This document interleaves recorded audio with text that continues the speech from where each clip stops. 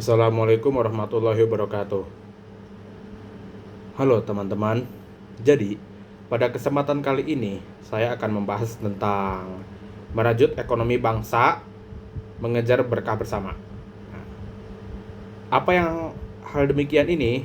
Yang demikian ini adalah Gen Z dan milenial, kita sering dengar istilah financial freedom. Dalam Islam ada konsep yang lebih tinggi lagi. Namanya itu adalah falah, dalam artian kesejahteraan hakiki. Ekonomi Islam di Indonesia itu bukan cuma soal label halal atau bebas riba, tapi tentang bagaimana sih sistem ekonomi kita bisa bikin semua orang tumbuh bareng, gak ada yang ketinggalan, dan bumi ini tetap lestari.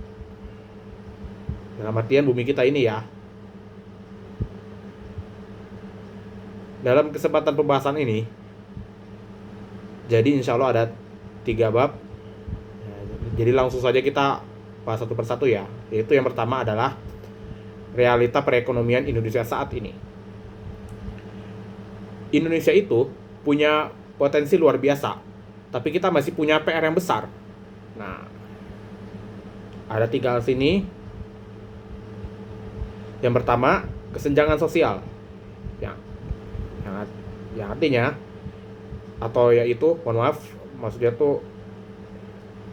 tuh melalui yang kaya makin kaya, yang miskin jalan di tempat. Terus yang kedua ada usaha mikro kecil menengah atau UMKM pendukung sebagai utama, tapi sering kesulitan modal. Dan yang ketiga, tahun 2030-an mayoritas penduduk Indonesia adalah usia produktif. Jadi, ekonomi kita mau dibawa kemana? Nah, langsung lanjut bab yang kedua, yaitu bagaimana Islam melihat dan bisa memperbaiki ekonomi Indonesia. Kita pakai 3 pilar. Nah, yang pertama, keadilan distribusi melalui aksi nyata dengan cara optimalisasi zakat, infak, sedekah, dan wakaf. Kalau dalam Amerika sana itu adalah siswa ya. Bayangin tuh, jika wakaf produktif dikelola secara digital untuk membangun rumah sakit gratis atau modal usaha tanpa adanya bunga bagi UMKM, itu keren kan? Maksud itu keren banget kan? Terus yang kedua, anti spekulasi dan sektorial.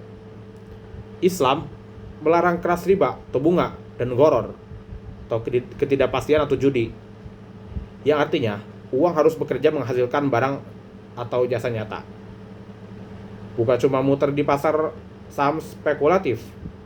Aksi nyatanya melalui sistem bagi hasil. Dalam artian syirkah atau mudharabah. Kalau untung dinikmati bersama, dan kalau rugi ditanggung bersama secara adil. Jadi ini bikin fondasi ekonomi negara jauh lebih stabil dan krisis.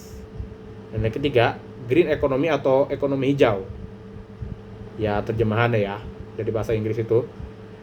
Islam memandang manusia sebagai khalifah dalam artian kepemimpinan atau penjaga di bumi, bukan untuk merusak.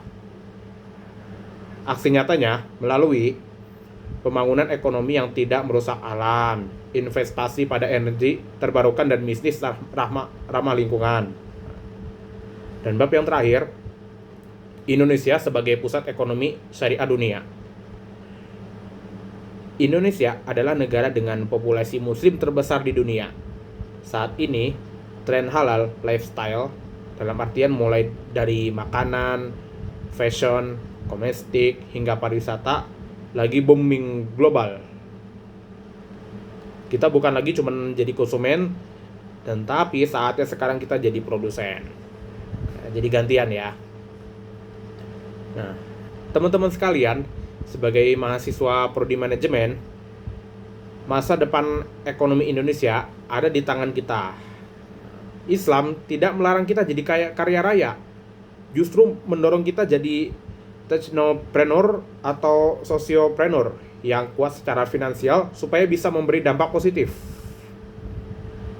Yuk kita mulai dari sekarang.